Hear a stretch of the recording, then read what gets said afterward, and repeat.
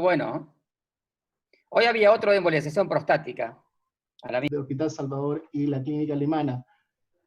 Quisiera partir compartiéndoles mi presentación.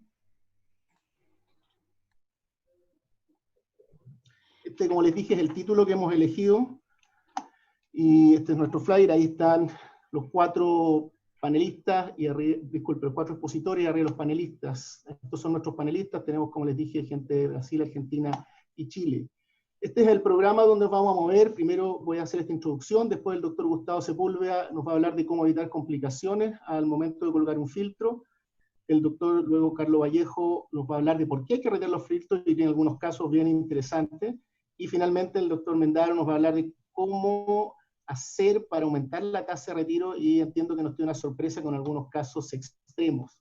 Y para partir les quiero decir, bueno, como les dije, uno no sabe cuando, en la actualidad, si los filtros son héroes o son villanos. Los filtros tienen más de 50 años de historia, y ahí les puse la foto de Greenfield, que si bien no fue el primero en poner un filtro, y su filtro no es el primero,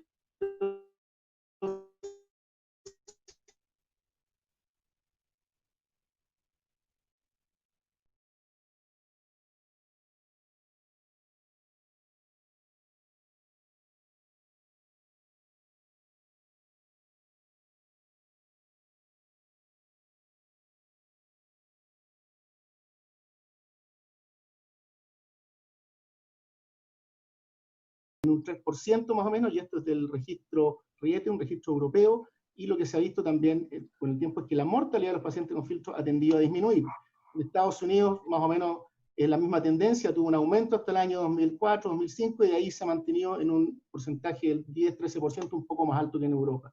Y lo mismo, los estudios poblacionales lo que muestran es que los filtros aparentemente mejoran la sobrevida de los pacientes,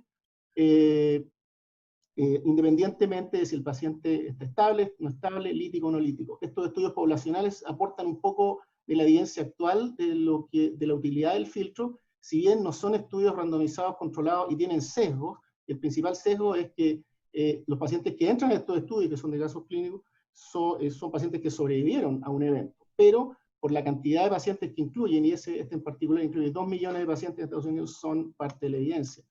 Como les dije, cuando uno pone un filtro se siente un héroe, porque del estudio PREPIC sabemos que previene la embolia pulmonar, pero ¿qué es lo que ocurre? Nos ponemos al paciente a mayor complicaciones, a mayor cantidad de trombosis.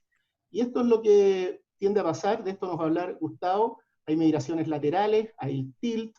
En la foto de la izquierda ustedes pueden ver las patas saliendo de la vena cava. La verdad es que esa hoy en día no sorprende mucho a nadie, pero también están estas otras, donde pueden ver un hematoma pericavo, incluso un poco de aire. Este paciente 3-4 meses de haber colocado el filtro, le pasó esto. Entonces, está claro que previenen, pero que dañan.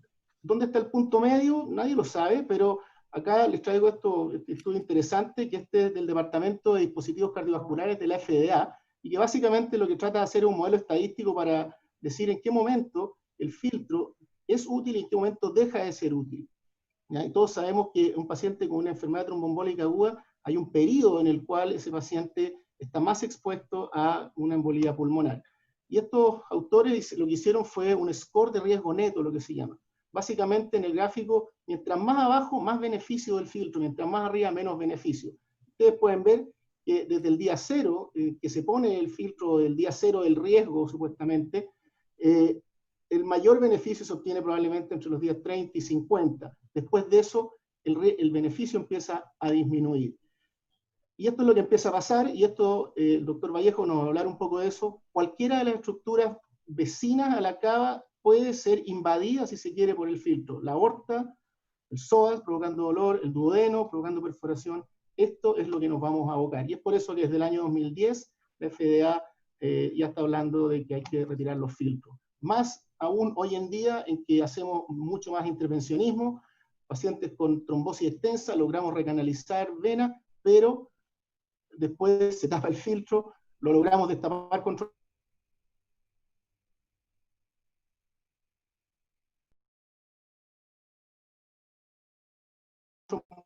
aspiración, pero cuando usted en el escáner final y el filtro colado, y tenemos problemas como esto, se pegan, se atrapan, digamos, en la cava, y a veces no es tan fácil sacarlos. De esto es lo que queremos hablar. Y por último, el doctor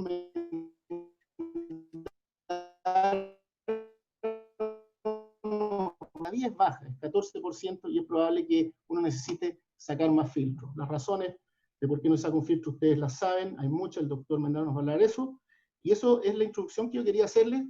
Quiero darle la palabra al doctor Gustavo Sepúlveda, que nos va a hablar de cómo prevenir complicaciones, cómo deben ponerse los filtros para evitar sus complicaciones. Vanessa, ¿le podemos compartir al doctor Sepúlveda? Estamos. ¿Me escuchan bien, cierto? Bueno, buenas tardes a todos. Es un gusto poder participar de este tema junto con especialistas y con gente tan reconocida. El tema que me tocó en realidad es hablar y darle algunos tips en realidad con respecto a evitar algunas complicaciones a futuro o al momento de colocar el filtro, para no transformar esta colocación o este procedimiento en héroe a villano. Sin embargo, esto no ocurre solamente en la instalación del filtro, el tema que estamos tocando. Esto es un ejemplo en el fútbol. Aubameyang, que es un jugador del Arsenal, a principio de año estaban jugando la clasificación para la Europa League, y él convirtió un gol a los 8 minutos del tiempo suplementario y le daba la clasificación al Arsenal. Sin embargo, el equipo contrario lo empató. Y la verdad que en los descuentos, él tuvo el gol del triunfo solo frente al arco. Es lamentable. Bueno, ¿por qué ha habido un aumento en la colocación del filtro hasta el año 2010?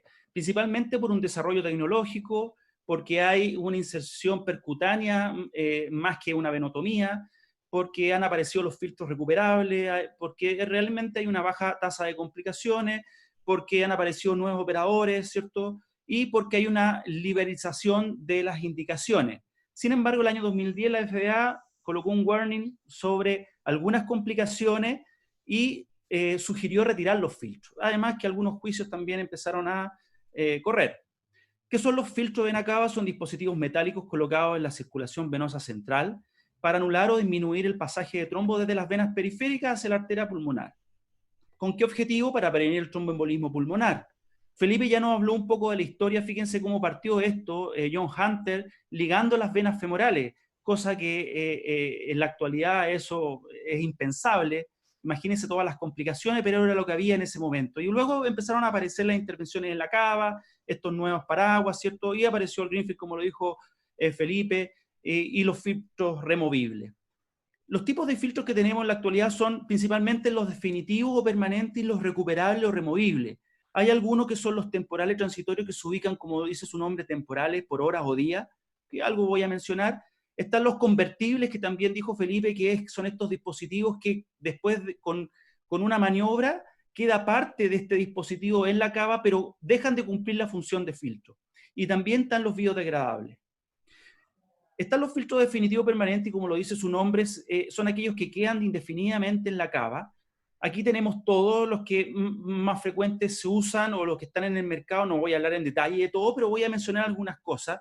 Está el VerseNet, que es el de Cook, que es bien particular porque su diseño tiene dos anclajes y tiene estobillo de hilos de acero que hace de que pueda filtrar el trombo. Y la particularidad es que son indicados en las megacavas, cuando su indicación de uso en general para los filtros entre 28 y 30 milímetros, si la cava mide más de 30 milímetros, este filtro está indicado. Luego apareció, por supuesto, como ya dijimos, el de Greenfield, que es el primer filtro cónico. Está el de Simon, que la característica tiene 2 niveles cónicos y fue el primer filtro de nitilol en aparecer.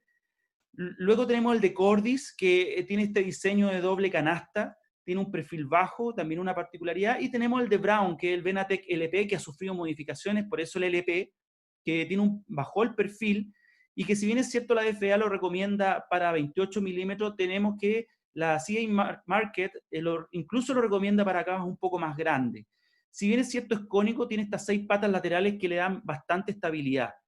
Tenemos los filtros temporal o transitorio, que son estos filtros que se ocupan por horas o días, máximo 10 días. ¿Por qué? Porque tienen riesgos de infección y migración, y se ha visto que pueden producir algunas complicaciones.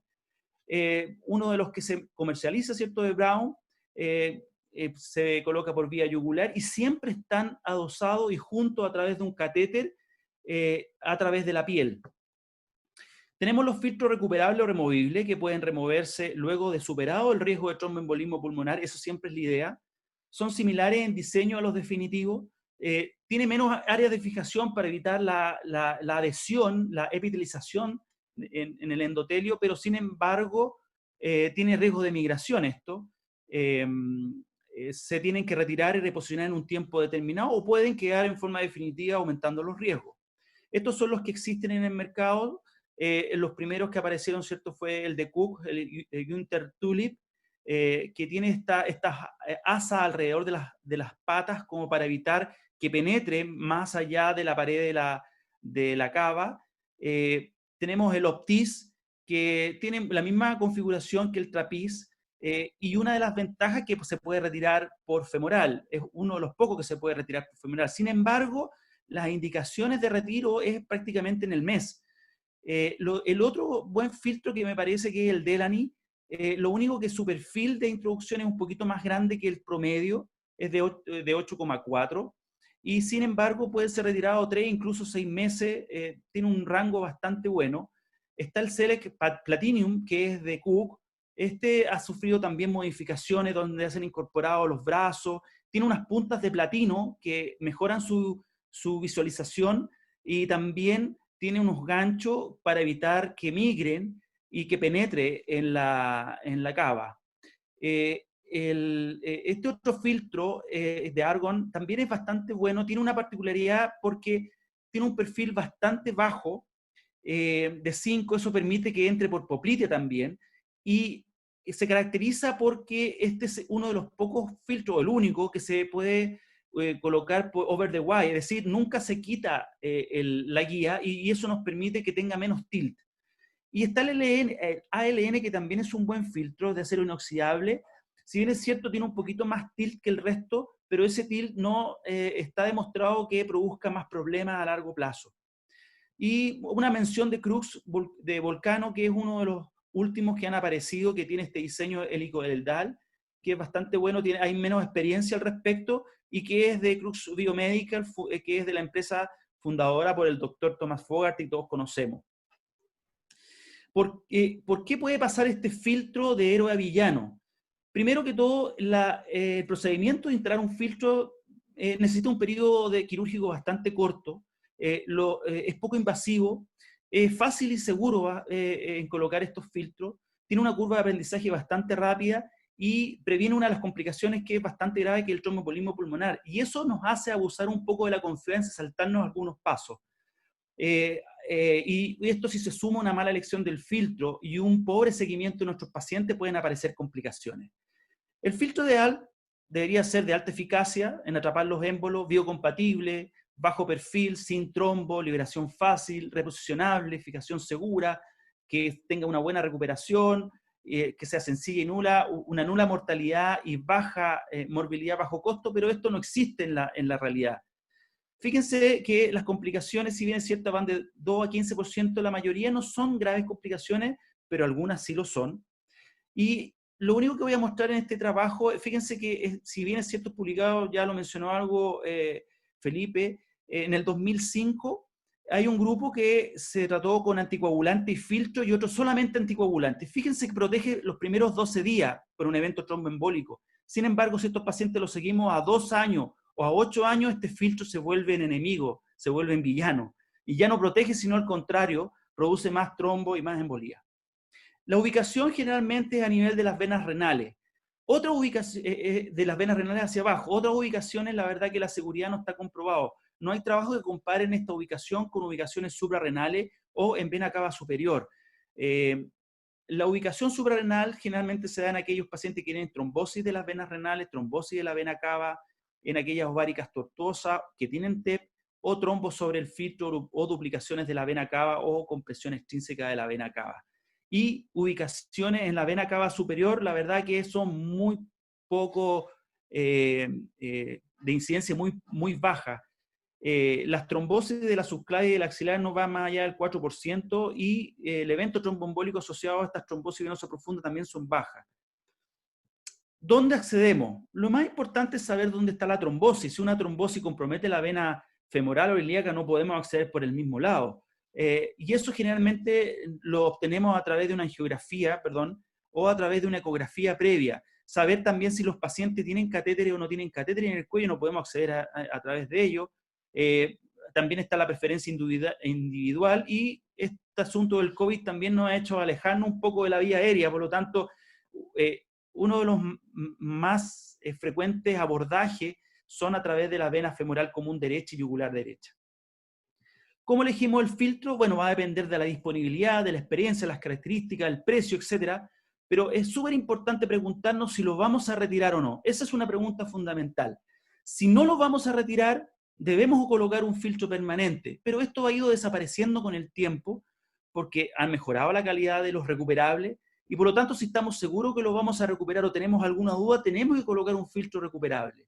Y esto se da principalmente en aquellos pacientes que tienen riesgo tromboembólicos transitorios, riesgo del tratamiento anticoagulante, pacientes jóvenes o que tienen algún riesgo que podamos conocer a largo plazo de instalar un filtro vena cava. Por lo tanto, es muy importante el seguimiento en estos casos. Fíjense este trabajo que compara las complicaciones de los filtros definitivos con los recuperables y hay más complicaciones a largo plazo y a corto plazo de los filtros recuperables versus los no recuperables. ¿Cómo lo hacemos? Bueno, lo podemos hacer en una sala de angiografía o en un pabellón con arco C. Basta la anestesia local o sedación, si alguien prefiere algo más, bueno, es cosa ya más particular. Siempre la punción bajo eco, yo creo que es importante siempre ya puncionar bajo eco y tener una guía y catéter. Luego de eso tenemos que visualizar, después del acceder por Seldinger, dónde está nuestra guía. Es muy importante. Luego hacemos la cagografía 15-20 ml por segundo. Esto nos va a responder una pregunta en dónde lo vamos a localizar. Y esto donde, principalmente, fíjense dónde está el catéter. El catéter tiene que ser ubicado en la confluencia de las venas ilíacas, que nos permite ver toda la cava y nos permite ver también la ilíaca contralateral y si hay alguna anomalía venosa. Tenemos también, nos podemos responder si hay trombo o no hay trombo, si hay compresión para ubicar nuestro filtro. Nos permite responder cuál es el diámetro de la vena cava. Fíjense, si tenemos una vena cava que es más de 28 milímetros, ya estamos hablando de una mega cava y tenemos que ya empezar a utilizar otras cosas como estos tipos de filtros. Si no tenemos la disponibilidad, colocar filtro en ambas venas ilíacas. Y la ecografía también nos va a decir las variaciones anatómicas. Recuerden que existen variaciones anatómicas como estas venas renales izquierdas, así como a la aórtica, entre un 8%. Tenemos estas venas cavas a izquierda o tenemos estas venas cavas dobles. Fíjense en esta ecografía que tenemos la duda aquí en la vena ilíaca izquierda que está completamente abolida, nos hace pensar en que puede haber un trombo o podemos tener una duplicación. Si lo descartamos, bueno, tenemos que colocar filtro.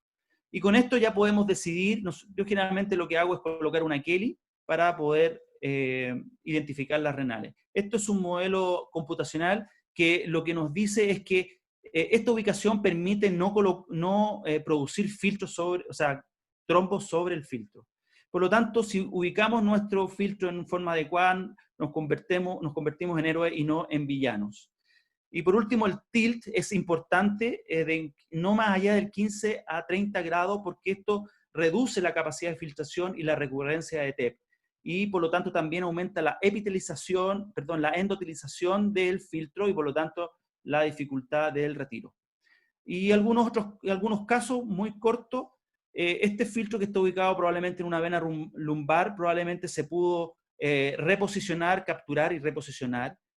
Fíjense cuando nosotros hacemos una angiografía y vemos esta eventual vena cava muy fina, tenemos que tener la duda de que estamos mal posicionados y que puede ser una vena ácido, y fíjense que este despliegue que obviamente está absolutamente colapsado y estamos en un error.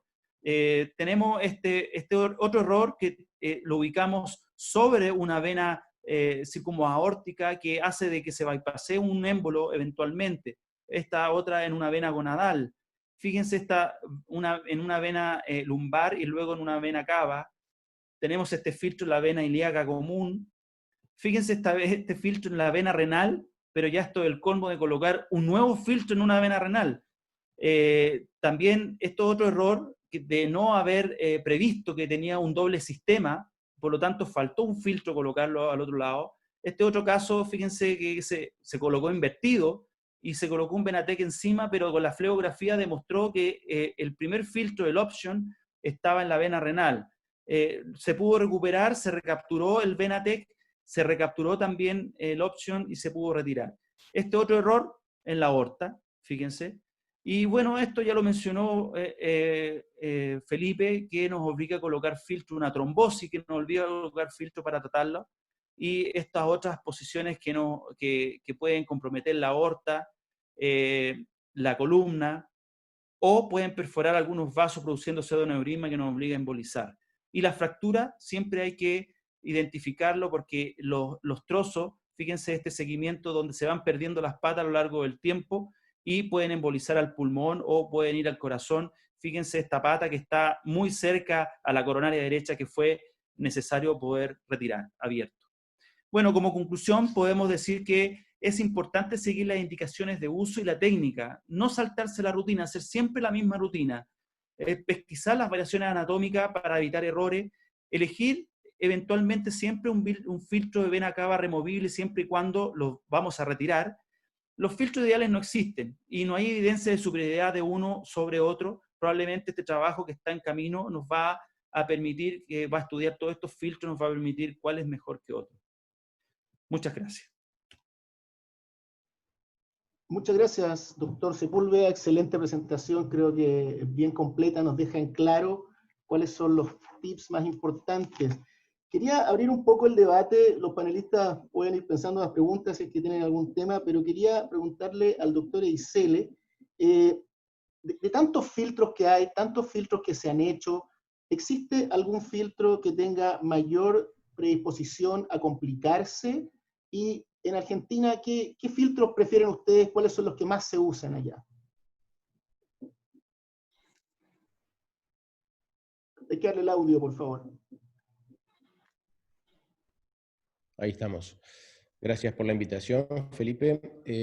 Sí, utilizamos fundamentalmente formatos cónicos aquí en Argentina, si bien también disponemos de los de doble rejilla, como el Optis.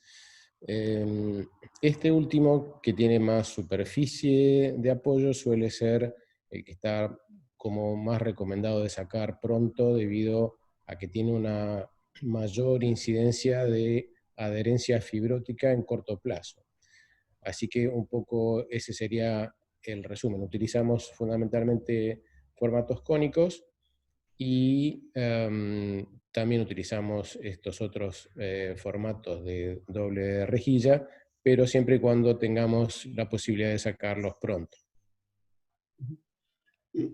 ¿Existe la sensación de que aquellos de formato cónico, algunos y algunos que no son, digamos, parejos, tienen mayor posibilidad de penetración? ¿Qué opina usted, doctor?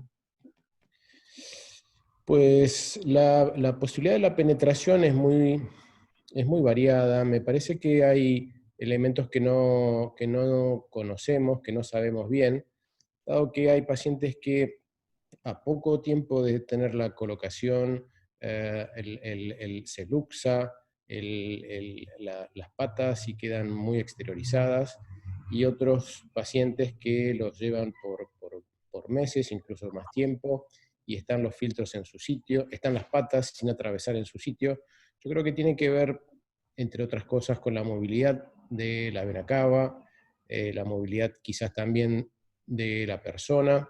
Ese tipo de variables no creo que dependa estrictamente del filtro. Los filtros no tienen diseño para mayor tamaño, justamente de venas de mayor tamaño, para evitar justamente mayor perforación. Excelente. Quería preguntarle al doctor Campos Él es uno de los jefes de programa de nuestro país, de la Universidad de Chile. ¿Cómo se le enseña a los residentes a poner filtros? ¿Cómo es la curva de aprendizaje? ¿Cuántos filtros se necesitan? Y normalmente uno en un centro tiene uno, dos o tres. ¿Cómo es la experiencia de ustedes, Alejandro?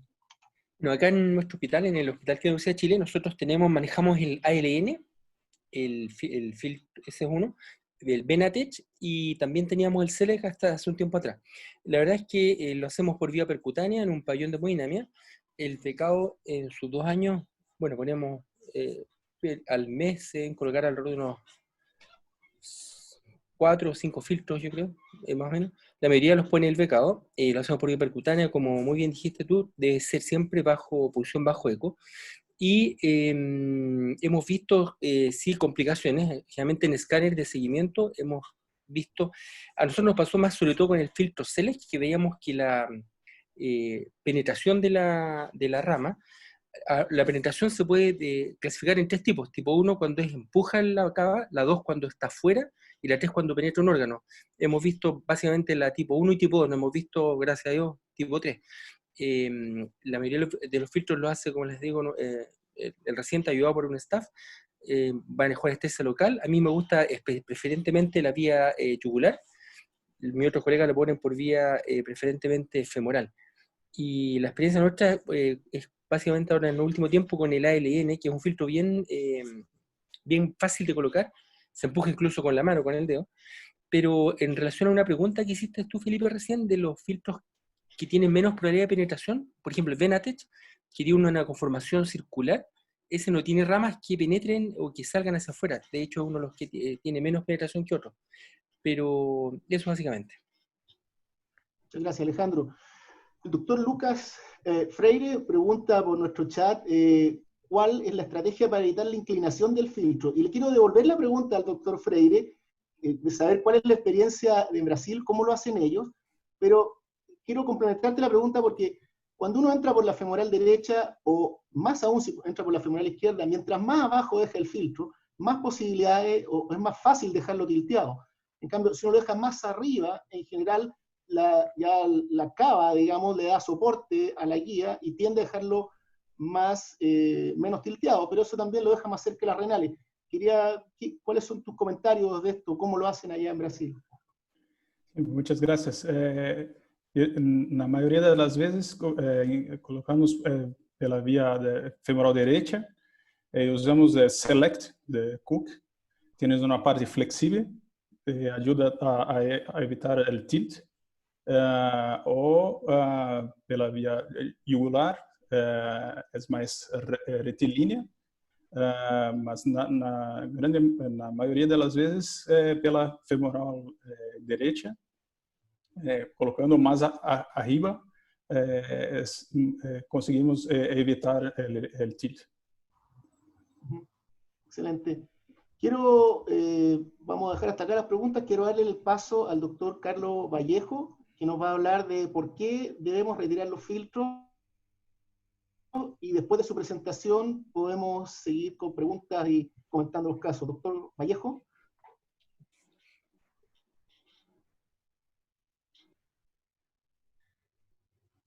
Ok, ¿me escuchan bien ahí? Sí, perfecto. Bueno, muchas gracias. Buenas tardes para todos. Muchas gracias por la invitación. Este tema es bastante apasionante porque cada día pienso yo que nos hemos enfrentado con mayor frecuencia a este tipo de maniobras heroicas en un principio y después por la puerta de atrás nos toca despedir al villano. Pero realmente creo que merece la pena este tipo de eventos en torno a lo que conlleva el implante y el retiro de un filtro de vena cava. Entonces, a ver si aquí se puede... ¿Están viendo mi pantalla? Sí. Bueno, la parte que me corresponde a mí con el saludo y con las gracias a mis antecesores es ¿por qué debemos retirar los filtros de vena cava? En un principio, los filtros son salvavidas, no solamente para nosotros en nuestra especialidad de cirugía vascular, sino para otros servicios concomitantes. Ahí estaba viendo precisamente en el chat que alguien preguntaba qué hacer cuando nos ponen o nos imponen, mejor, la necesidad de un filtro de Nacaba a los servicios oncológicos, otros servicios, y nosotros nos convertimos en unos simplemente operadores para satisfacer las necesidades y los gustos de otros servicios. Yo pienso que las decisiones deben ser siempre colegiadas, ¿verdad? Las decisiones deben ser siempre tomadas en conjunto para tratar de establecer qué pronóstico tiene el paciente y también en la posibilidad que exista de retirar a corto plazo ese filtro. ¿Cuál es el escenario ideal? Un escenario ideal es en el cual yo implanto un filtro de vena cava, yo mismo lo implanto, ¿cierto? Trato de que ese filtro tenga unas condiciones adecuadas en el término de alineación, en los términos de localización del filtro, en los términos de ocupación de la vena cava, y yo mismo sea el que retire ese filtro, fíjense, una vez ya superada la indicación del filtro, en una técnica totalmente convencional que seguramente no ofrecerá mucho problema siempre y cuando esté dentro de los rangos de tiempo que debemos establecer para esto. Una vez superada la indicación del filtro, en este caso un paciente con una trombosis venosa profunda que requería suspender la anticoagulación mientras que se operaba, pienso que es un escenario ideal. Sin embargo, como lo decía anteriormente Gustavo, no hay escenarios ideales. Lo real es esto, lo real es que encontramos TILT, como ya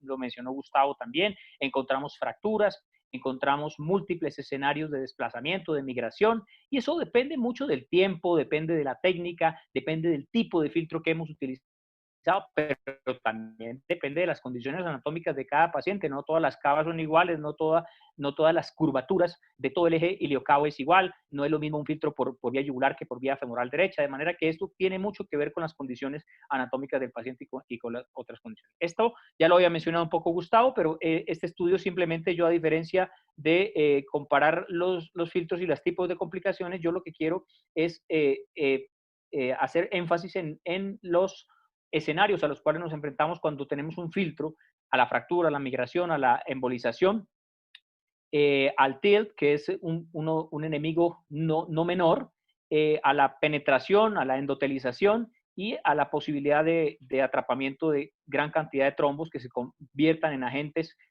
obstruyentes de la vena cava y otro tipo de complicaciones. Pero fíjense lo importante.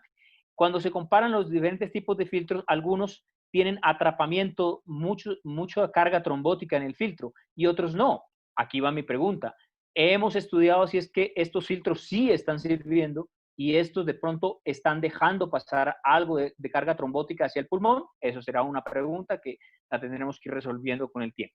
Este paper lo traje porque quisiera resolver esta situación. ¿Por qué no estamos retirando los filtros? Está clarísimo que hasta el año 2019, según este paper, que fue publicado en el Journal of Vascular Surgery por Ayat, solamente el 20 o el 30% de los filtros temporales son retirados.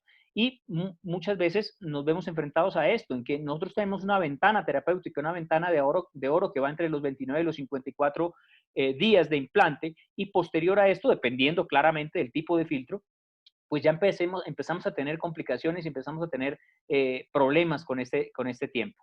¿Y por qué no los estamos retirando? Porque hay veces que pasa lo que decía la pregunta inicial.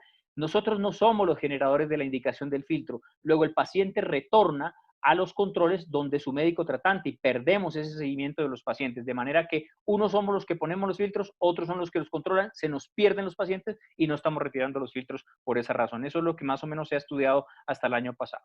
Pero esto trae consecuencias, esto no se queda ahí. Realmente un filtro que pase mucho tiempo, un filtro que presente este tipo de complicaciones de incrustación en las paredes de la cava, es un filtro que potencialmente va a requerir soluciones un poco más agresivas. Este es un caso de un filtro que se trató de retirar con una ruptura de cava y hubo necesidad de intervenir el paciente inmediatamente y esto conlleva una morbimortalidad elevada en estos pacientes. Es prácticamente un trauma de cava, que no es una cirugía electiva, es una cirugía de emergencias, tener un vaso de gran calibre roto en la cavidad abdominal, de manera que en esto podemos terminar cuando los filtros llevan demasiado tiempo y cuando las complicaciones de incrustación y de tilt y de incapacidad para retirarlos sobrepasa nuestro esfuerzo. Y además también, ¿por qué no decirlo?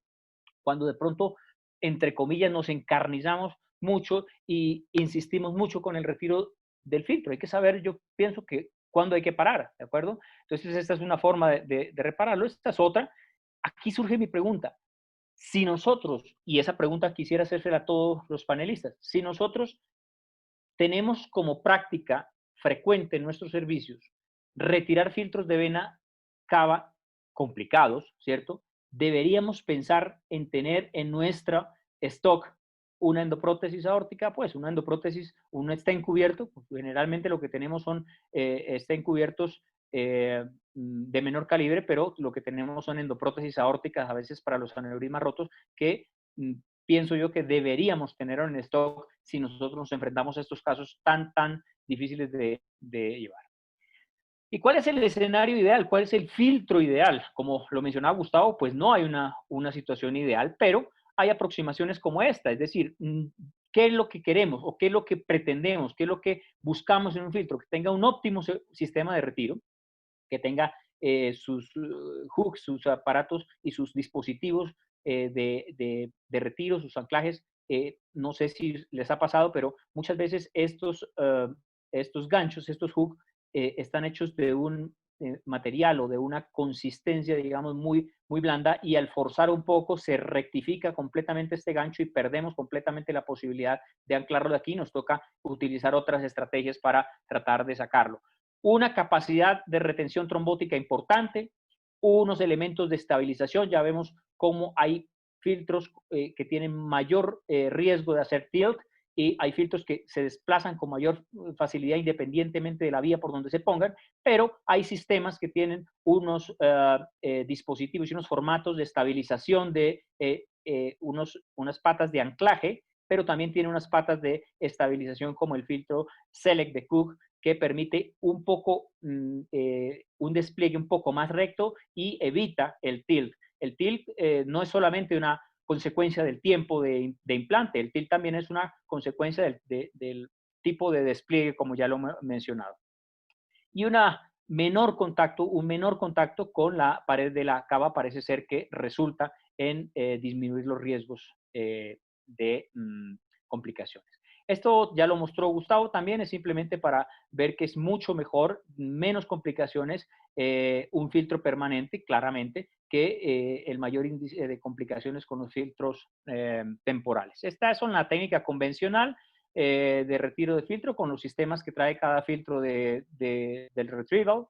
Esto ya es una maniobra un poco más avanzada, que es una doble asa proximal. Yo, más que presentar unos casos completos, voy a ir mezclándolos de acuerdo a los tipos de técnicas que hay para el retiro. Así que esto lo que se trata es de tener una doble asa proximal para lograr enganchar el filtro y poder llevarlo hacia un introductor. Esta es una maniobra un poco más sencilla de hacerlo. Este es una doble asa combinada por vía proximal y por vía distal, tratando de avanzar las guías y haciendo un verdadero true and true, en este caso para un filtro Optis, y lograr meterlo dentro del introductor que está por vía yugular y aproximarlo o empujarlo con el introductor que está a través de la vía femoral. Esta es la técnica con balón, la hemos utilizado muchas veces y realmente lo que se trata es de inflar un balón en la pared de la cava para tratar de despegar ese filtro o por lo menos desplazarlo cuando tenemos mucho tilt, tratar de enderezarlo un poco a fin de que los sistemas de enganche puedan actuar de mejor forma a este nivel, y si se requiere y si es necesario podemos hacerlo a través de también una vía combinada por vía femoral y yugular. Este es un filtro fracturado, un filtro que se logró despegar de la pared con un balón, una técnica exitosa. Y este es una técnica que últimamente está teniendo mucha aceptación por parte de todos los intervencionistas, porque estas pinzas que inicialmente son diseñadas para broncoscopia, es un forceps de biopsia endobronquial, cabe muy bien a través de estos introductores que ponemos por vía yugular, y cuando las otras técnicas han fallado, realmente se prestan para poder enganchar de una manera satisfactoria y en una maniobra simultánea de engancharlo y avanzar el introductor, logra despegar con mayor facilidad estos ganchos que han sido atrapados dentro del endotelio, dentro de las paredes de la cava. El uso, después de utilizar todas las técnicas, maniobras, herramientas que tenemos, hay que saber también cuándo debemos parar, cuándo debemos dejarlo y evitar que lleguemos a situaciones extremas como las que les enseñé, una laparotomía de emergencia. Si el paciente está en la sala de hemodinamia, tenemos que hacer la laparotomía ahí mismo o transportarlo de emergencia hacia la sala de cirugía, y es un poco más complejo. Entonces, ¿cuándo parar? Cuando la carga trombótica es demasiado abundante dentro del filtro y nos va a traer más riesgo de embolismo distal que el riesgo de dejarle el filtro. Evaluar siempre el riesgo de beneficio dependiendo de la causa que provocó el implante del filtro, y ver qué recursos tenemos disponibles en nuestro centro. Tenemos que tener siempre recuperadores, snare, forceps, introductores de gran calibre, balones de gran calibre, y, como digo, siempre tener endoprótesis disponibles en caso de una emergencia, poder solucionarla por vía endovascular. Tenemos que tener disponible la sala de cirugía y anestesia listas y en stand-by para cuando estemos sacando un filtro que requiera maniobras agresivas. Esta es un caso hecho últimamente, hace un par de semanas, con mi grupo, mi equipo, el doctor Fernando Mejía y el doctor Mauricio Lozano en la Clínica Universitaria de Colombia. Este filtro, fíjense que tiene una carga trombótica importante. Este es uno de los filtros que tocó dejar, a pesar de que pareciera que está muy fácil el retiro, pareciera que está muy fácil retirarlo. Un filtro que llevaba muy poco tiempo, pero con esta carga trombótica tan importante, pues era menor el riesgo de dejarlo ahí que hacer maniobras para retirarlo. Y este es un filtro retirado mediante las técnicas que les enseñé antes. Entonces, como conclusión, ¿por qué debemos retirar los filtros? Porque tal vez nunca debió haber sido implantado, porque se abusó de esa utilidad del implante del filtro, porque de pronto no había la indicación exacta. Esa es una duda que quedará ahí planteada. Porque es un cuerpo extraño, porque se va a comportar como un potencial obstructor del flujo venoso, del drenaje venoso, con todas las consecuencias hemodinámicas que eso trae para la precarga, para todo el sistema venoso central, y porque el 70 al 80% de las indicaciones del filtro de vena cava son temporales, y porque resulta muchas veces en una catástrofe el retiro de un filtro pegado, de un filtro con mucho tiempo de evolución, y podemos terminar de héroe, ahí sí, a villano. Muchas gracias. Muchísimas gracias, doctor Vallejo. Excelente presentación. Hay muchas preguntas acá en el panel. Quisiera hacer una pregunta. Disculpen, se me fue el chat. Acá está. El doctor Kotlik de Chile pregunta al doctor Vallejo, ¿cómo calcula la carga trombótica y cuál es el límite? Y yo me quiero colgar de esa pregunta para decir, ¿hay algún caso, doctor Vallejo, en el cual en esos filtros que están destrozados, que tienen carga trombótica, y uno sabe que la cava que va a dejar es una cava que es una superficie muy trombogénica? ¿Existe la posibilidad de hacer un reline? No quizá poner una endoprótesis, pero sí de poner un stent y transformarlo esto en una cava con un stent. ¿Existe esa posibilidad? Sí, claro. La primera parte de la pregunta, no hay un mecanismo ni un método estandarizado de calcular la carga trombótica.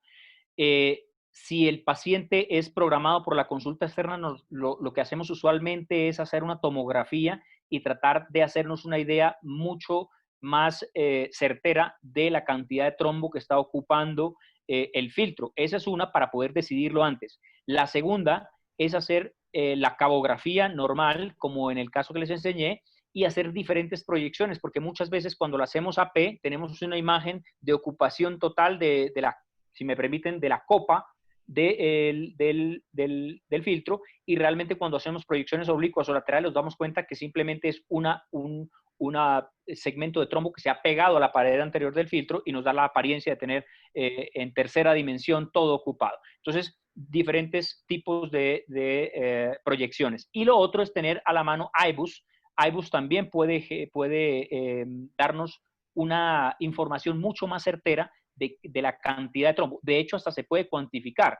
De manera que eso vale la pena, y la pregunta es excelente, porque esto podría dar pie para un estudio de tratar de establecer la carga trombótica por IBUS y saber qué filtros pueden ser exitosos con cierta cantidad de trombo. Lo otro que, la siguiente pregunta, me parece muy válida porque yo creo que para ustedes, todos los que hemos retirado filtros, cuando los retiramos, obviamente siempre hacemos una cabografía de control para ver cómo quedó, y además para asegurarnos de que no haya quedado una ruptura o alguna lesión, y nos damos cuenta que perfecto, no quedó ninguna ruptura, no quedó nada, pero sí queda una irregularidad de la pared, y yo no sé si ustedes han inyectado mientras que estamos traccionando. Eso es horrible, es dramático, porque uno piensa que la cava se está completamente, si me permiten el término, chupando sobre y pierde totalmente su diámetro, y entonces uno dice, después de esas maniobras tan agresivas, tratando de jalar el filtro que está incrustado en la pared, algo debe haber quedado en esa pared. Entonces, cabe completamente la idea de la remodelación, debería ser el nombre correcto, para poner un stent, incluso un bare metal stent, un stent desnudo, que sirva a manera de remodelar esa cava que quedó afectada, no solamente por nuestra maniobra agresiva del retiro, sino por el tiempo que duró ese filtro ahí. Puede quedar incluso hasta a veces con algo de estenosis y de fibrosis en las paredes. Muchas gracias. Quería abrir un poco las preguntas a los panelistas chilenos. Hay unas preguntas acá de los asistentes. El doctor Ibáñez, no sé si nos puede contestar. ¿Hay algún tipo de filtro que se prefiera en pacientes embarazadas? Y después quería abrir otra pregunta, quizá al doctor Juan Andrés Parra. ¿Qué pasa cuando uno tiene trombo debajo y arriba del filtro? ¿Ese es un caso para detenerse, para parar, o todavía tenemos posibilidad de sacar el trombo y extraer el filtro? Doctor Ibáñez, no sé si tiene alguna opinión, alguna preferencia de qué filtro usar en embarazada. Estamos sin audio. Carolina, si le puedes dar el audio. Ya le estoy solicitando el audio.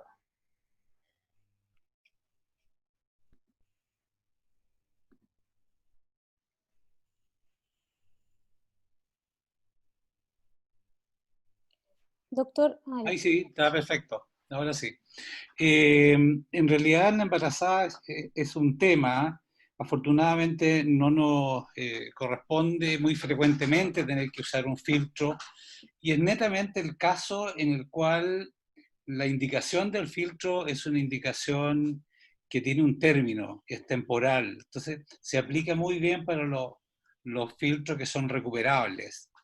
Importante, nosotros estamos usando prácticamente un tiempo acá el Select, es entrar con el filtro desde una vía yugular, de arriba hacia abajo, y usarlo en la cava suprarrenal. Entonces tiene que ser un filtro que esté de acuerdo al diámetro de esa cava, para poder, digamos, hacer que se fije el filtro y no se mueva. Muchas gracias. Y ahora, en relación al... ¿Podría extenderme un poquito en la pregunta anterior? Sí, por ¿O supuesto. estás con el tiempo muy cortito? Estamos, un minuto puede ser. Dele, ya, por favor. Nosotros hacemos, para el retiro del filtro, hacemos un escáner habitualmente antes para medir, tratar de medir ahí si hay mucha trombosis, o ver la situación geométrica en que está el filtro, si tiene un tilt muy importante o si tiene mucha penetración. Y la verdad que casi todos los escáneres, especialmente en el Select, vemos penetración. Pero ya como que le hemos perdido un poco el asunto a la penetración, porque habitualmente hay un par de milímetros o 3 milímetros que está francamente fuera de la cava, y en realidad no da ningún síntoma, el paciente está asintomático y no da habitualmente dificultades para el retiro del filtro. Muy importante el escáner, y esto yo no se había mencionado, es fundamental. Doctor Parra, ¿qué pasa cuando están preguntando el paciente tiene trombo arriba y abajo del filtro? ¿Cuál es su abordaje ahí? A ver, quizás yo quisiera hacer un acápite previo.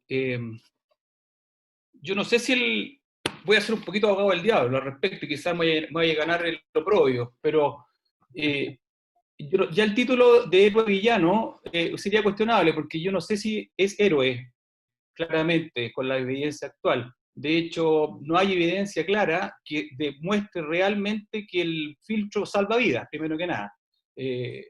Los pocos estudios doble ciego randomizados que han salido no muestran ninguna diferencia. Peor aún, están hechos en un escenario que no es el escenario real, porque están hechos entre pacientes anticoagulados y anticoagulados más filtros. No hay estudios con pacientes no anticoagulados. Por consiguiente, la percepción de que estamos haciendo algo que es bueno está basado más bien en un impresionismo, y entonces ya ahí uno parte con algún tipo de bias, ¿no es cierto?, al respecto. De hecho, si uno revisa la bibliografía, la mayoría de las revisiones sistemáticas, una de las últimas del 2018, si no lo recuerdo, de 2.000 trabajos publicados al respecto, solo 11 cumplían un criterio como evidencia de peso, o sea, estamos hablando de menos de un 1%. Por consiguiente, tomando las preguntas que hizo el doctor, ¿cómo se llama?, de Colombia, el doctor Vallejos, exacto, doctor Vallejos, quizás lo más probable, y de hecho así lo demuestra la evidencia, se están poniendo más filtros de los que corresponde. De hecho, la explosión se produjo fundamentalmente en Estados Unidos cuando aparecieron los filtros profilácticos. Bueno, con respecto a la pregunta, yo he tenido, contado con los dedos de la mano, tengo 2 o 3 pacientes que presentaron trombosis suprafiltro, pero justo en el periodo de ventana en el cual el paciente quedó no anticoagulado. Entonces aquí viene la pregunta, ¿qué va primero, el huevo o la gallina? O sea, ¿el paciente hizo una trombosis intrafiltro primaria o lo que tenemos ahí es un trombo atrapado, por lo cual el filtro cumplió su función? Y uno de esos pacientes le he iniciado tratamiento anticoagulante y la verdad es que de los 3 pacientes, a los 3 meses, el filtro suprarrenal ya no existía, manteniéndose solamente el filtro en el cono atrapado cuando es configuración cónica. Ahora, yo, respecto a la pregunta del doctor Koplik con la carga trombótica, yo creo que un filtro que tiene atrapado un trombo, retirarlo a ultranza, me parece que estamos corriendo un riesgo probablemente innecesario. Yo no sé de esos pacientes que el doctor retiró, cuántos de ellos hicieron embolía pulmonar, los tiene registrados, tiene evaluado qué porcentaje de esos pacientes con carga trombótica en el filtro hacen un TEP producto del procedimiento. Yo sería bastante conservador en ese sentido. Excelentes opiniones. Doctor Willy Jankovic, ¿cuál es su opinión? Porque siempre se habla de que, claro, el filtro supuestamente es cuando no se puede anticoagular al paciente, pero las recomendaciones hoy en día dicen de que si uno pone un filtro, igual tiene que anticoagular al paciente, porque justamente el filtro se puede trombosar, qué sé yo. ¿Cómo lo hacen allá en Conce? ¿Cuál es la conducta y qué opiniones hay al respecto de la anticoagulación de pacientes con filtro? Nosotros somos muy juntos a la hora de colocar filtro, indicaciones absolutas. Incluso replanteamos porque hay una gran presión de los UCIstas de colocar el filtro. Ellos piensan que como es la panacea, y somos nosotros que tenemos que siempre estar poniendo el freno a la colocación del filtro. Entonces, la verdad es que estamos poniendo muy pocos, realmente muy pocos. Y a la hora de dejarlo, tratamos de dejarlo, obviamente la indicación 1 es la contraindicación de anticoagularlo, o sea, cuando el paciente no se puede anticoagular, pero apenas se puede iniciar el anticoagulante, lo iniciamos a lo que más pronto permita la situación clínica del paciente. Así que todos nuestros filtros, cuando se puede, quedan anticoagulados. Eso pasa. Hay siempre una paradoja que uno a veces pone un filtro y a las 2 semanas el UCIsta le dice, no, si no lo puedo anticoagular, y uno a veces se pregunta si la ventana fue lo suficientemente grande. Eso yo creo que está para el debate. Quería dar ahora el pase al doctor Esteban Mendaro, quien nos va a hablar acerca de estrategias para aumentar la tasa de retiro de filtro. Y como les dije al principio, nos tiene, parece, una sorpresa o algún caso medio extremo. Entonces, Carolina, no sé si podemos dar la pantalla al doctor Mendaro. Hola, ¿me escuchan? Hola, muy bien, perfecto.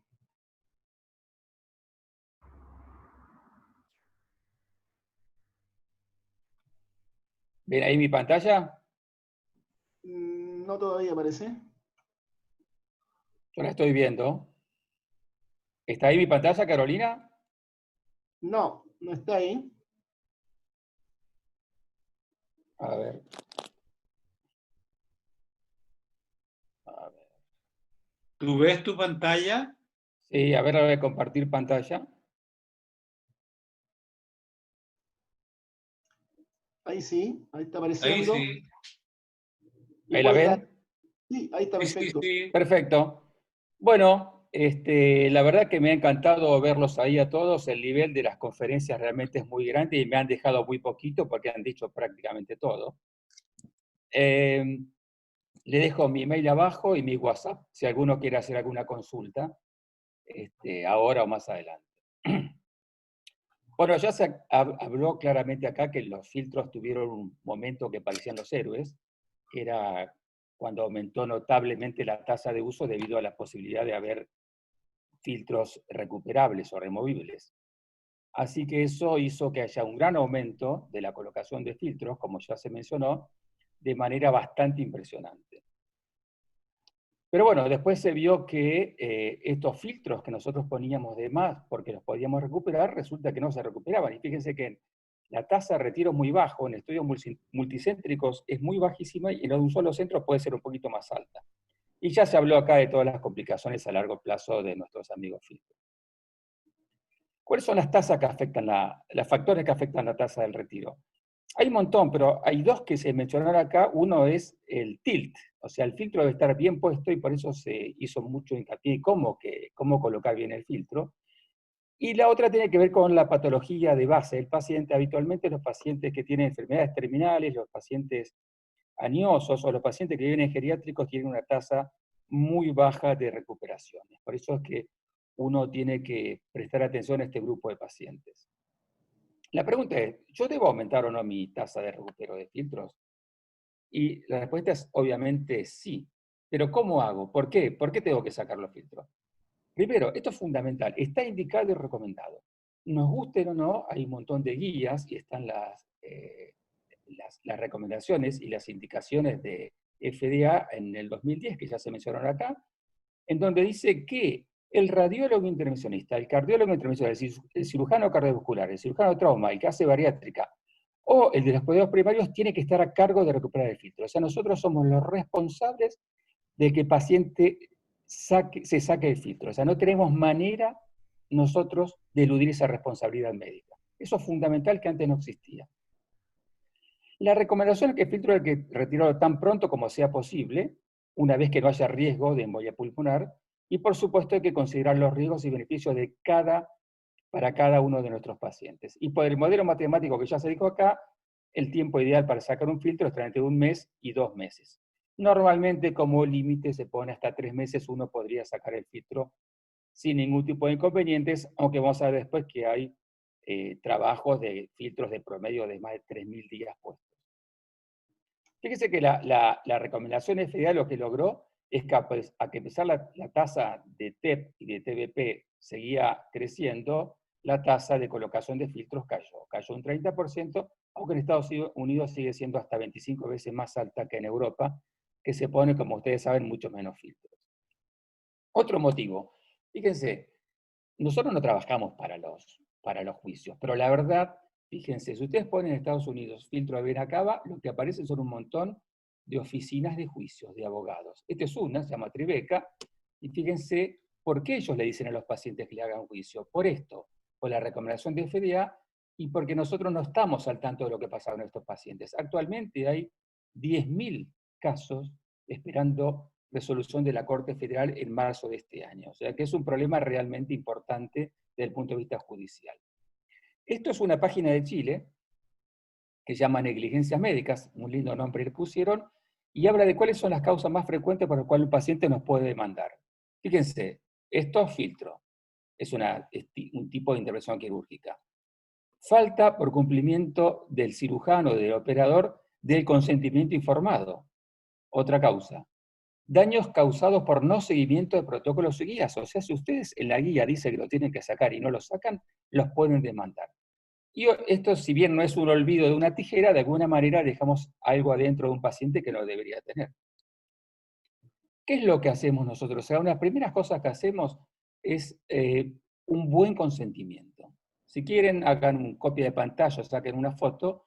En el consentimiento aparece el operador, le explican en qué consiste el procedimiento, le ponemos la causa, para qué se lo ponemos, le ponemos las alternativas, después le ponemos todas las complicaciones que pueden tener, y específicamente las relacionadas a la cava. Oclusión o rotura de la vena cava, migración o fractura del filtro, embolia pulmón, etc. Y acá, esto es fundamental, nosotros le explicamos la importancia del seguimiento y la necesidad de programar la eventual extracción del filtro. O sea que en el mismo consentimiento que ustedes le hacen cuando van a colocar el filtro, ya pueden, o queda escrito en alguna parte que ustedes hicieron un convenio con el paciente que lo van a seguir. Así que les doy tiempo para que saquen una fotito y, por supuesto, de nada por el favor. Otra causa es por qué sacar filtro. Primero, es muy divertido. Esto es un fellow que acaba de sacar un filtro. La verdad que es una de las prácticas muy divertidas. Yo ya tengo casi 30 años haciendo intervencionismo vascular y en general tengo un grupo bastante importante de gente que está conmigo, pero el filtro es una de las prácticas que casi siempre las quiero hacer yo porque me gusta, me parece divertido, es desafiante, es una práctica que no es tan común y la verdad que me gusta mucho hacerlo. Ganás experiencia, o sea, cuando más filtro uno saca, más experiencias gana. Y fíjense, yo me siento como un gaucho con un lazo enlazando, en vez de una vaca, acá un pedazo de filtro que está dentro de la vena cava. Y además aumentás las prácticas. Ponemos el filtro un día y lo sacamos al mes. Son 2 prácticas en vez de una. ¿Cuáles son las técnicas para aumentar la tasa de retiro? Fíjense, yo creo que es fundamental el consentimiento. Ese consentimiento que les mostré le va a obligar a ustedes y al paciente a que no se va a deslindar rápidamente de ustedes y van a seguir en contacto con él.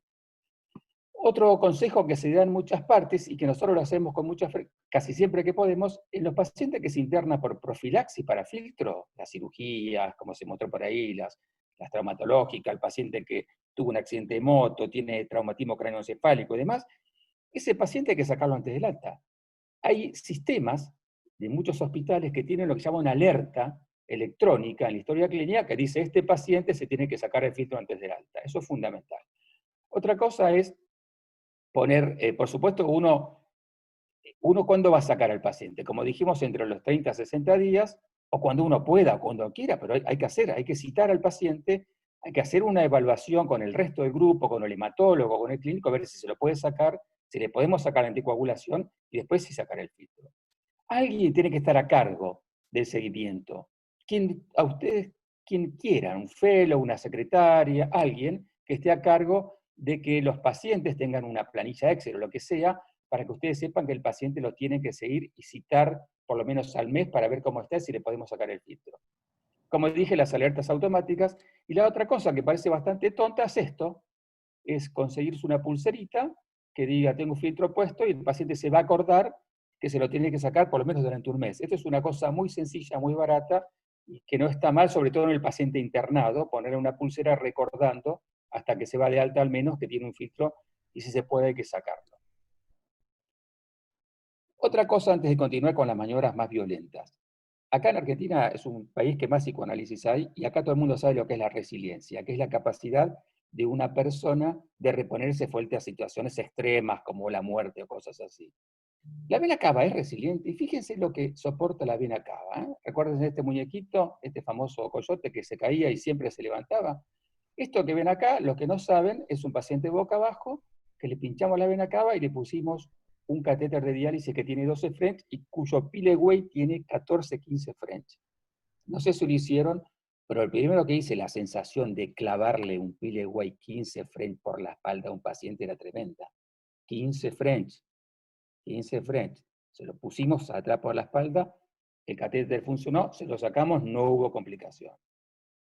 Esto es una lesión de la vena cava quirúrgica, una paciente que hizo una cirugía ginecológica, acá tiene unos clips, estuvo con problemas para sangrado, desangrado, le hacemos la angiografía, vemos acá el agujero, a pesar de eso no hizo un gran pseudoneurismo, un gran hematoma, le pusimos un stent forrado y el control demuestra que se curó perfectamente. O sea que la vena cava es una vena que aguanta bastante más de lo que uno cree. Es completamente diferente a la vena cava abierta en la cirugía. La vena cava abierta en la cirugía es tremendamente lábil, y si uno la toca, la vena se rompe inmediatamente. Pero rodeada por el retroperitoneo, y por una cuestión de presiones un poco compleja de entender, es poco probable que la vena vaya a sangrar si uno la perfora desde adentro. Yo les voy a contar una anécdota que me pasó, que no tengo fotos, si no se la mostraría. Un día entro a un servicio que me invitaron a colocar una endoprótesis y me fijo en el paciente que habían hecho antes, y era una cabografía, y venía desde el lado izquierdo, de la ilíaca izquierda, un filtro, un Optis, en su introductor. Cuando uno viene del lado izquierdo, el introductor queda apoyado sobre la pared derecha de la cava, acá, digamos, ¿no? Y el operador, que no tenía mucha experiencia, en vez de avanzar, retirar la vaina, lo que hizo, avanzó el filtro. Entonces el filtro perforó la vena cava, un Optis, imagínense acá un Optis, mitad afuera, mitad adentro. Yo cuando veo eso, hay una inyección de contraste, hay un poco de fuga de contraste como esta, pero no hay más que eso. Pregunto al que está ahí, ¿cuánto tiempo duró el paciente? Y me dijo el técnico, el paciente ni se enteró. Y yo vi eso, una vena cava perforada, agujereada por un filtro de vena cava, y el paciente ni se enteró. A partir de ese día no es que le perdí el respeto a la cava, sino que la tratamos con un poco más de, pensando que sí, evidentemente es resiliente. ¿Cuáles son las técnicas de retiro? Están clasificadas primer orden a cuarto orden. El primer orden es la estándar, segundo orden el lazo con guía, el desplazamiento con balón o la guía en paralelo, y estas técnicas que ya las describieron casi todas, les voy a mostrar rápidamente algunas para no repetir. Esto, lo primero que hacemos, una manera muy tonta, cuando no podemos enganchar el filtro, es poner un catéter, en vez de la vaina que viene con el kit, con el set, que suele ser recta, ponemos un catéter coronario derecho con curva, y eso nos permite, con mucha más facilidad, enganchar la perchita del ganchito del filtro. La otra maniobra, que no es muy eficaz, es pasar una guía extra soporte entre el filtro y la pared, de esa manera intentar de que se despegue. Esta es la técnica con loop, que es una que usamos con bastante frecuencia. La pueden hacer con cualquier catéter que tenga curva reversa, un Pigtail o un Simmons 1, un Michelson. La ideal es que lo crucen no entre las patas, pero si lo cruzan entre las patas, cuando hacen fuerza probablemente lo claven más. Tiene que estar cruzado acá, entre la pared y el cuello del filtro. Tienen que poner un introductor gordo, 18 French, 16, 18 French, y en paralelo tienen el lazo. Entonces, pasan esta guía 014 tiene que ser una guía de 3 metros, porque la tienen que dejar cruzada, sacar el pigtail, después meten el lazo, lo enganchan y sacan el filtro. Este era un filtro no recuperable que lo pudimos sacar a pesar de que no tenía esa condición. La técnica de Hackman es muy parecida, pero lo que hace es simplemente empujar, ¿sabes? Es una guía 035, lo que hace es despegarlo, es una técnica de despegamiento del gancho que está embebido en la pared, y después uno lo sigue con una técnica común, con un lazo común. Es muy parecida a la otra, pero acá es simplemente para despegar. Esta es la técnica clásica con balón, pero fíjense que los balones usualmente lo pueden hacer por el mismo lado o por abordaje doble, pueden venir desde la yugular o desde la femoral. Los que sí les puedo decir, porque yo los he hecho, les voy a mostrar, ustedes pueden poner un coda por vía femoral, como decimos nosotros, a pelo, sin introductor, y entra perfecto. Yo lo he puesto a pelo en arterias, en aortas rotas, y lo he puesto a pelo en venas sin ningún tipo de...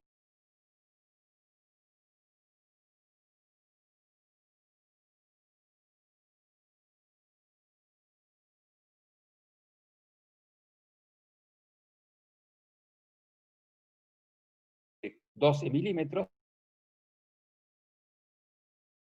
directamente fuimos con el coda, lo pusimos de abajo, el coda hace como una muesca acá, finalmente logra desplazar el catéter, no lo podíamos agarrar, entonces lo que hicimos con abordaje doble,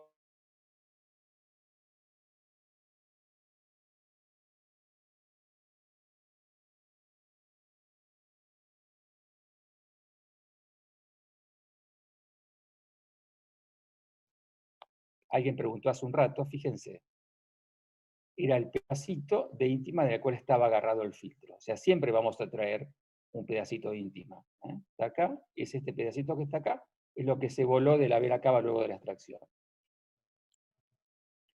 Las de tercer orden son los abordajes dobles. Uno es bastante sencillo, si ustedes quieren, es hacer un through-and-through, como se dijo ahí, y de esa manera sí, con el through-and-through es probable que ustedes puedan despegar el filtro y después capturarlo de manera habitual. La técnica sándwich nunca la hice, pero parece interesante, es bastante parecido al through-and-through, pero ponen una vaina gorda de arriba y otra de abajo, y entonces entre las dos vainas pueden despegar al filtro y después capturarlo de manera habitual. Este fue el caso que mostraron recién en el caso de un Optis. Las técnicas de cuarto orden son las que se consideran para los grupos entrenados. Nosotros no tenemos el forceps, después el doctor Eise le creo que mandó a fabricar uno, pero la verdad que yo nunca lo usé, pero parece una técnica muy razonable porque no solamente despega al filtro de la pared, sino que además lo puedes traer, inclusive van a ver un montón de relatos de que han traído los pedacitos de filtros en el caso que se fractura. Fíjense en este caso magnificado, cómo pueden traer los pedacitos de filtros fracturados. Estos requieren siempre vainas muy grandes, 16, 18, 20 y demás. La ablación térmica por láser también parece muy bueno, porque en realidad es una vaina que tiene un sistema láser que lo que va haciendo es disecando por láser las adherencias. Esto está hecho inicialmente para sacar los marcapasos cardíacos definitivos. Ellos han publicado una tasa muy alta de éxito y la ventaja que tiene que no hay que hacer fuerza para traccionar, como hay que hacer en los demás casos con otro tipo de vaina. Acá simplemente esto va disecando y no hay que hacer tanta fuerza, que es probablemente donde se ocurra la disección y todo ese tipo de problemas que vimos recién. Yo les recomiendo esto. Otra cosa interesante es las vainas no ortodoxas.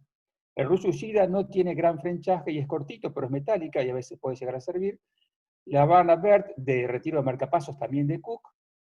O hemos llegado a usar a veces la Mullins, que llega hasta 18 French, con curva. Son vainas muy grandes que nos permiten hacer esto, un telescopaje, de hacer hasta 3 sistemas, y de esa manera es más fácil meter las patitas dentro del sistema. Estos los tienen disponibles, esto no es tan complejo, y la verdad que es una maniobra, estas vainas son muy interesantes. Les voy a mostrar un caso. Como ven, el caso no es mío, es un paciente que se quiso sacar por vía convencional, no se pudo. Acá se ve entonces el lugar donde está la brida, donde está adherido el filtro, y entonces con este tipo de vaina que les mostré recién, con esa doble vaina, en este caso ayudado por un electrofisiólogo, que son los que tienen experiencia en retirar marcapasos, se logró extraer el filtro que estaba obviamente pegado, y acá está la vaina que usaron. Esto es muy interesante, es muy bueno, y lo tienen disponible en casi todos los países de Latinoamérica. Hay algunas situaciones especiales que quiero compartir con ustedes. Esta es una, ya se mencionó. Esto es un trombo en la vena cava inferior, pequeñito, no es muy grande, en un paciente que nosotros ya descartamos que no tiene más trombos distales. No tiene nada en la ilíaca y no tiene nada en la vena poplitea de ningún lado. De hecho, acá este paciente era un Meitner tratado. ¿Qué hacemos con estos casos? Uno, me voy corriendo, como decía Melquíades, huyamos hacia la derecha. Otro lo sigo anticoagulando y la otra lo saco. Lo sacamos con la aspiradora, acá tienen el trombo. El trombo no es muy grande, para nada grande. Acá está entonces cualquier catéter guía que tengan ustedes, 8 French o aspira. Si tienen experiencia con tromboaspiración manual, uno siente como va haciendo como una succión y lo van agarrando. No necesitamos dispositivos. Y acá tienen el control final sin ningún tipo de inconveniente. Luego, por supuesto, se sacó el filtro de manera habitual. Esto es lo que, para el amigo Carlos, decía, ¿qué es lo que pasa cuando uno está haciendo fuerza y el filtro no sale? Y hace una angiografía, una flebo, ve esto. Un espanto horrible del filtro ahí, que está todo el endotelio plegado. Uno suelta y automáticamente se libera. ¿Qué hacemos en ese caso? Bueno, fuerza, nada más. Acá, en este caso, una señorita, mucha fuerza, Acá se ve cómo estamos haciendo más fuerza, lleva un poquito más de tiempo, uno sube, va jugando con las diferentes vainas, pueden tener 2 o 3, la van haciendo rotar, lo que no hay que hacer es tirarla para abajo, porque ahí sí pueden desgarrar la vena, y ahí finalmente entra. Pero fíjense, no entró acá, y sí entró con un poco más de fuerza. Esto es un caso de que un filtro que lo hizo una persona con poca experiencia, y le quedó así. Entonces él pensó que no se le había abierto adecuadamente. Nosotros creemos obviamente que no estaba en la cava, sino que estaba probablemente en una gonadal. Entonces intentó sacarlo, como tenía el gancho ahí, intentó sacarlo, ¿y qué pasó? Como dice la canción, y se marchó. Fíjense el filtro donde fue a parar. Afortunadamente, como nunca había sido liberado, no estaba abierto, lo cual hace que uno tenga un poco más de tranquilidad al sacarlo, y sobre todo de la arteria pulmonar, que es una arteria bastante noble.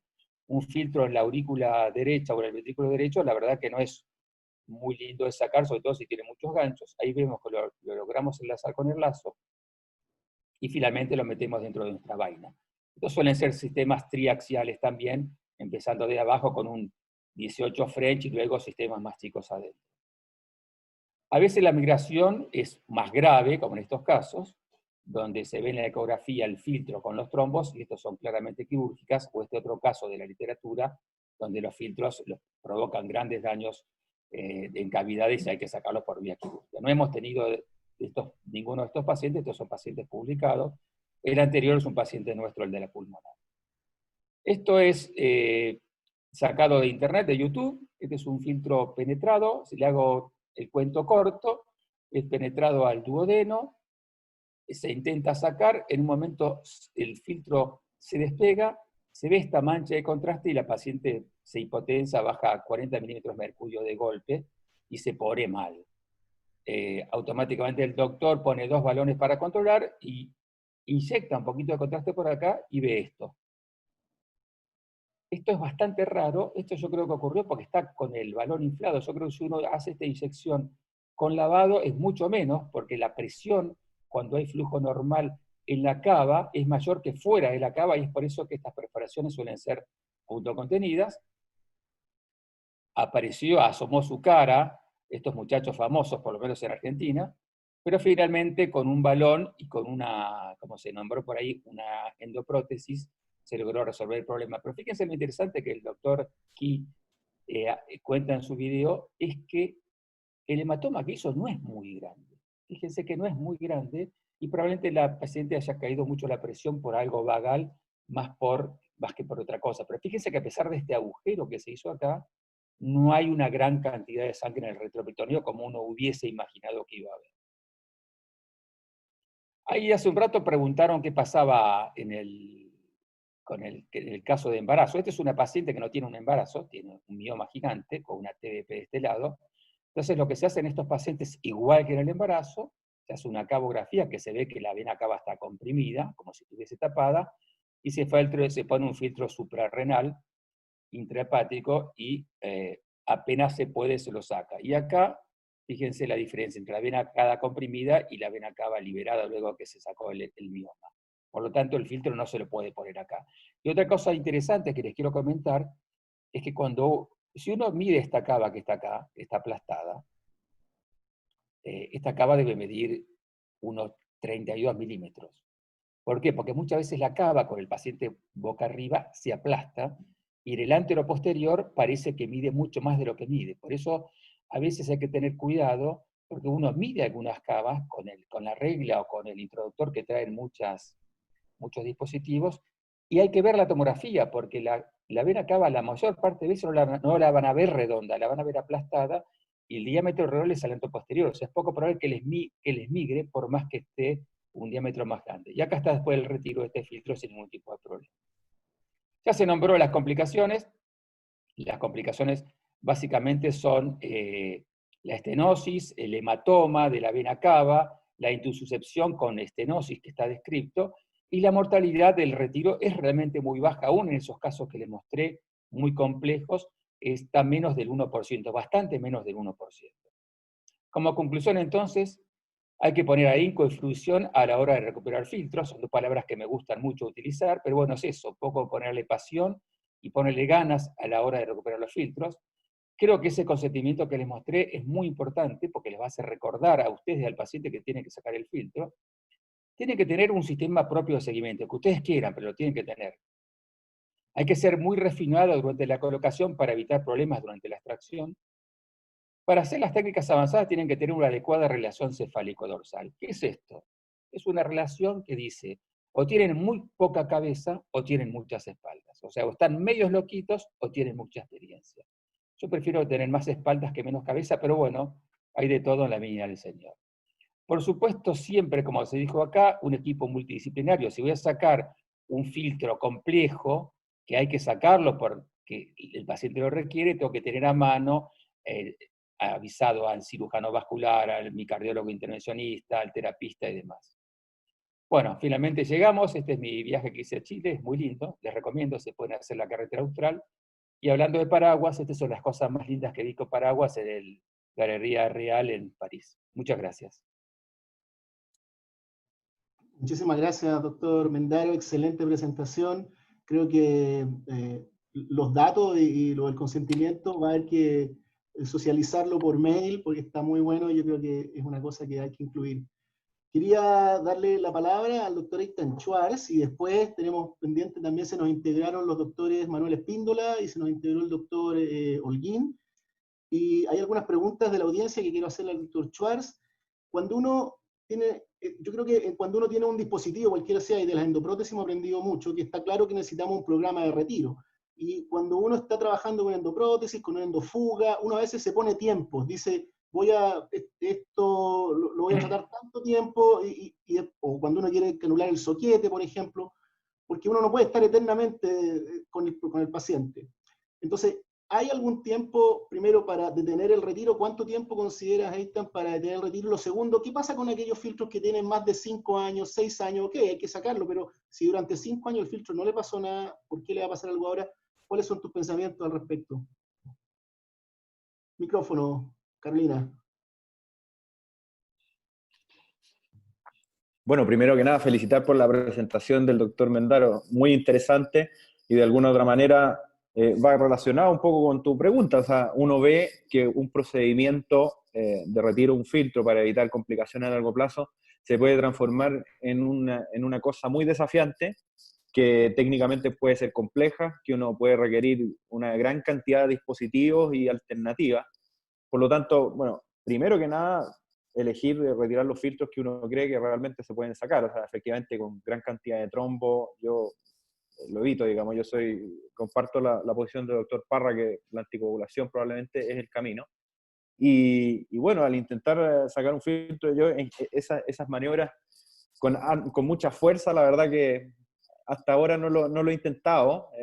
Puede ser un poco inspirador lo que contaba el doctor Mendaro con respecto a la vena cava, pero en general mucho dolor, un filtro que esté muy adherido, uno tiende a parar, digamos, y obviamente uno va teniendo distintas herramientas técnicas. En general, los filtros que yo he retirado los he hecho con la técnica más bien estándar, técnicas muy avanzadas no he intentado porque un poco el umbral de complejidad uno lo va poniendo según qué tanto uno cree que vale la pena seguir intentando. O sea, en general, como te digo, no sé si hay un tema como de tiempo, pero claramente si el procedimiento se va dando con facilidad, no hay gran adherencia, obviamente nada de trombo, seguir, y si se pone muy complejo, la verdad que parar. Yo no sé el resto qué opina, si son de dar una pelea de 2 horas, 3 horas con un filtro.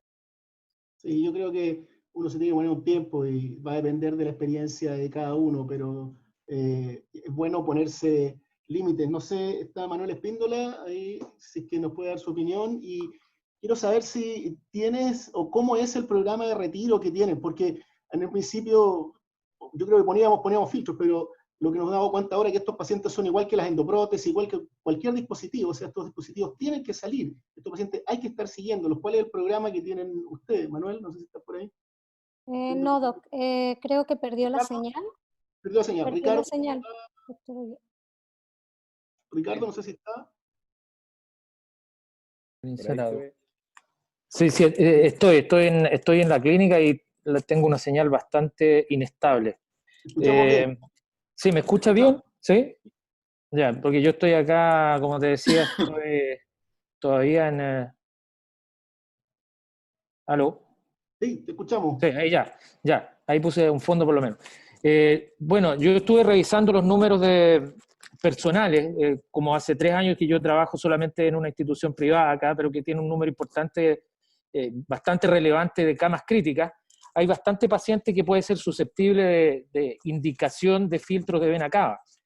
La visión que queda, mirando mis números personales, como te digo, que no son grandes, es que en el contexto internacional, y a la luz de la experiencia que uno tiene, como digo, personal, se ve mucho la sobreindicación alimentada por el tema comercial. Eso es una cosa que yo encontré súper buena la iniciativa, he encontrado muy buenas las exposiciones, he encontrado que el título no hace honor a lo que eventualmente queríamos discutir. Como dijo el doctor Parra, nunca ha sido un héroe el filtro nunca ha sido un tratamiento, ¿ya? Pero tampoco es un villano el filtro. El villano, diría yo, que es quien sobreindica el filtro, ¿ya? O sea, si empujamos la indicación, hacemos que el paciente termine recibiendo un dispositivo que en un alto porcentaje no lo necesita, según los análisis más precisos que se han podido hacer en ausencia de estudios randomizados controlados, aparte del PREPIC, que por ahí se mencionó. Entonces, es importante, yo creo, ponerlo en su justa medida. Algunos números impactan bastante, porque si uno considera la cantidad de embolías pulmonares que ocurrirían teóricamente en Chile por las estadísticas de la Organización Mundial de la Salud, estaríamos entre unos 15.000 a 30.000 embolías pulmonares al año. Si aplicamos los números de Estados Unidos, que es el principal mercado, que se lleva el 65% de los filtros de vena cava que se colocan en el mundo, se venden en Estados Unidos, y en un lugar bastante secundario está Europa, pero no llega nunca a estos números. Resulta que si nosotros aplicáramos esos números, la cantidad de filtros de vena cava que se colocarían en Chile llegaría, si no calculo mal, por ahí entre los 1.000 filtros al año, si aplicáramos esos números.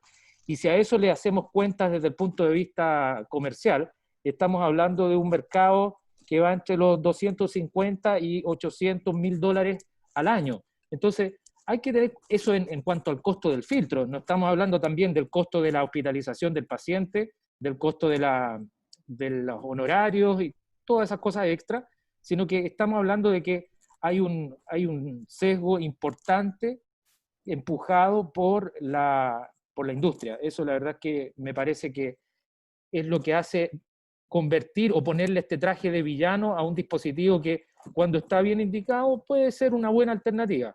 Ahora, por otro lado, me pareció súper bueno escuchar que tú mencionaste que tienen un programa donde tú trabajas en el Hospital El Salvador, tienen un programa de retiro de filtros. Nosotros no tenemos ningún programa. Cuando yo trabajé 17 años en el Hospital Militar, tampoco tuvimos ningún programa de retiro. Teníamos todo muy tabulado, pero no retirábamos filtros. No sé si Aitana ahora puede decirme que ahora sí se está haciendo. Pero esas son las impresiones que me quedan. La verdad es que no creo que pueda aportar algo distinto a lo que ya los expertos han dicho, pero me gustaría haber dejado esta reflexión desde el punto de vista, a lo mejor no tan técnico, sino que un poco más comercial del asunto, porque todos lo sabemos, el filtro de acá se empuja un poco por ese lado. Muchas gracias por tu opinión. Yo creo que son temas que hay que conversar. Cuando uno habla de un tema, es importante verlo por todas sus aristas, y el arista, como tú dices, comercial, también es un tema. Ver que está José Manuel Ramírez, que se parece que te desapareciste un rato. No sé cómo es la experiencia que he tenido en el sur. José Manuel Ramírez, cirujano vascular más joven, y él ha impulsado mucho todo lo que es el tratamiento vascular y endovascular en el sur. ¿Cómo ha sido la experiencia allá? ¿Se ha tenido la oportunidad de retirar filtros en el sur de Chile? Cuéntanos un poco, José Manuel. Hola, hoy nosotros acá estamos, al igual como lo decía Billy, estamos súper aplicados en que colocamos muy pocos filtros, tratamos de retirarlos, ojalá pudiésemos retirarlos todos, pero la mayor parte de los pacientes ha coincidido con que son pacientes que han tenido alguna patología principalmente neoplásica, en lo cual los pacientes, por ejemplo, no han quedado de R0, que ha sido como uno de los motivos que nosotros utilizamos para poder retirarlo, y tomamos además como meta los 3 meses para hacer los retiros. Hemos retirado varios filtros, la mayor parte de ellos han sido los filtros del Denali, que es bastante agradable de retirar, al igual que el Select de Cook, y la verdad es que tenemos un plan de seguimiento que es dentro de un archivo Excel, los metemos y nosotros contabilizamos un cierto periodo de tiempo desde que se implanta, colocamos la fecha en que se implanta y cuando, no sé, descubrimos que está después de 90 días como límite para retirarlo, vemos en qué situación se encuentra el paciente y muchas veces tomamos como meta el retirarlos nada más de la lista de espera y mantenerlos con un programa de anticoagulación en el policlínico de anticoagulación para ello. Y la razón es justamente porque nosotros no tenemos un N tan grande como para poder decir nos sentimos con la experiencia suficiente para retirarlos todos o intentamos retirarlos todos después de 90 días. De hecho, si esta presentación del doctor Mendaro lo hubiésemos visto antes, probablemente hubiésemos hecho muchísimas más jugadas que las que hemos hecho.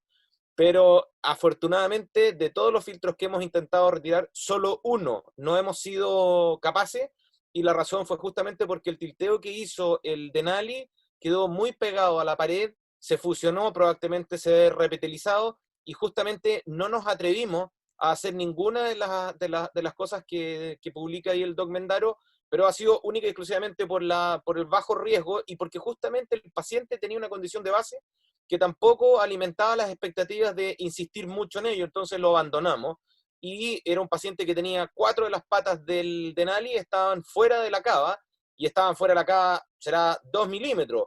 Yo creo que, como decía el doctor Mendaro, la cava es una vena que gracias a la presión que ejerce el retroperitoneo, es bastante mucho más poderosa en resistir los embates de un cirujano vascular, sobre todo de los cabros jóvenes. Por lo tanto, podríamos haber intentado un poco más, pero dejamos solamente porque nuestro N no es tan alto como para poder someter a todos los pacientes a muchas técnicas más, pero creo que con esta presentación del Doc Mendaro se nos abre el apetito para que intentar un poco más y probablemente extender el plazo de retiro. Gracias, José Manuel. Bueno, quiero contarles que estamos con 130 participantes, llegamos a tener 140. Quiero ir cerrando un poco y quiero darle la palabra a nuestros invitados extranjeros y a los expositores.